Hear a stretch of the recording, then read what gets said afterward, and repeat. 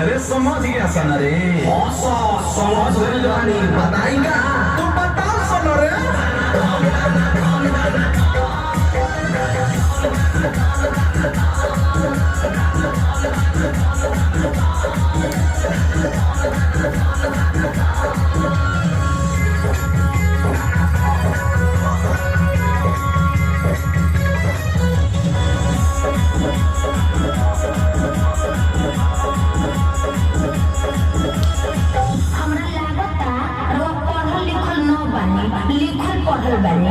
जब मरद के फुल फॉर्म बता देनी तो तनी यारों के बताइए दे।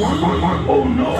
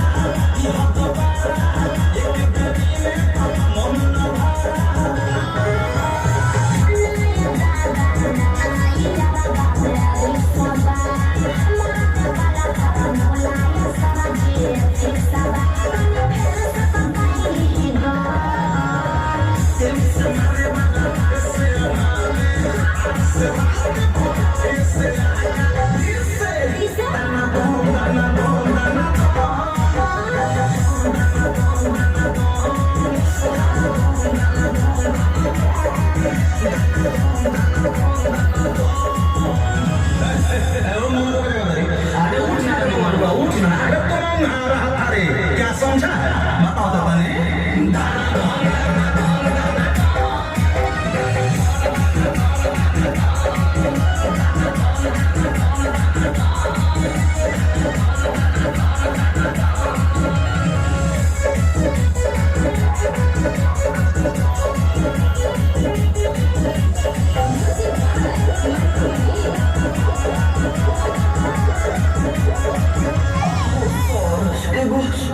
एगो बात कही ओकनी के तैयार भतार के फॉर्मूला समझा देनी हमनियो के माल के फॉर्मूला समझा देना।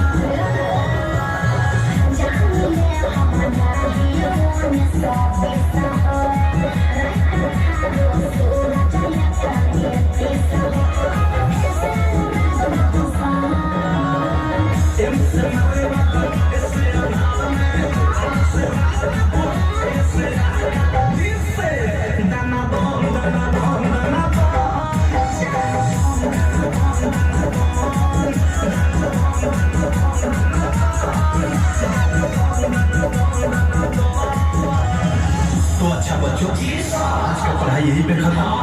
अच्छा ये बताओ मेरी पढ़ाई से क्या सीख मिली बताओ तो जरा।